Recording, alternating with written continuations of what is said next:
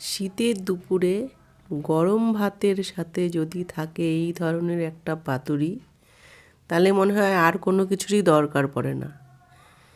ভেটকি মাছের পাতুরি দারুণ টেস্টি একটা রেসিপি। আমি যেভাবে বানাই সেটাই আমি শেয়ার করলাম। প্রথমে আমি 6 পিস ভেটকি মাছ লবণ আর একটু লেবুর রস দিয়ে কিছুক্ষণ মেখে রেখেছি। নিয়ে নিয়েছি কলা পাতা। কলা পাতাগুলিকে আমি একটুখানি আগুনে ঝলসে নিয়েছি।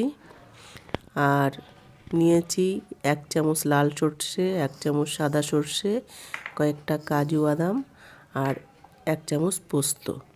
দিয়ে দিলাম কাঁচা লঙ্কা আর একটু লবণ দিয়ে আমি এটাকে শিলনোড়ায় একটা শক্ত পেস্ট তৈরি করে নিয়েছি। এর মধ্যে দিয়ে দিয়েছি 2 চামচ টক দই আর কিছুটা কাঁচা সর্ষের তেল। দিয়ে দিয়েছি অল্প একটু হলুদ। আর আগে যেহেতু আমি মাছটাকে লবণ দিয়ে রেখেছিলাম, এই জন্য আমি অল্প একটু লবণ দিয়ে মাছের পিসগুলিকে এটার মধ্যে দিয়ে আমি ভালো করে মেখে আধ ঘন্টা রেস্টে রেখে দিয়েছি। এবার আমার পাতুরিগুলি বানানোর পালা। কলা পাতার মধ্যে এক এক করে আমি মাছটাকে মিশ্রণের সাথে মাখিয়ে মাঝখানে একটা কাঁচা লঙ্কার একটু সর্ষের তেল দিয়ে কলা পাতাটাকে ভালো করে মুড়ে সুতো দিয়ে বেঁধে এই পাতুরিগুলি একে একে সব তৈরি করে নিয়েছি। পাতুরিগুলি সব আমার তৈরি হয়ে গেছে। এবার আমি গ্যাসে একটা প্যান বসিয়ে তাতে অল্প পরিমাণে একটু সর্ষের তেল ব্রাশ করে একদম লো আঁচে আমি পাতুরিগুলিকে একে একে ঢেকে ঢেকে ভেজে নিয়েছি।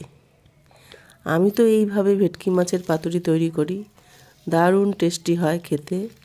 তোমরা কে কেমন করে ভেটকি মাছের পাতুরি তৈরি করো অবশ্যই আমাকে কমেন্ট করে জানিও। এক পিঠ হয়ে গেছে, আমি আরেক পিঠও এরকম মাছ দিয়ে করে নিয়েছি, ভেজে নিয়েছি। আমার পাতুরিগুলি পুরো রেডি। এইবার গরম ভাতের সাথে গরম গরম পাতুরি পরিবেশন করো। দারুণ টেস্টি, খেতে দারুণ লাগে।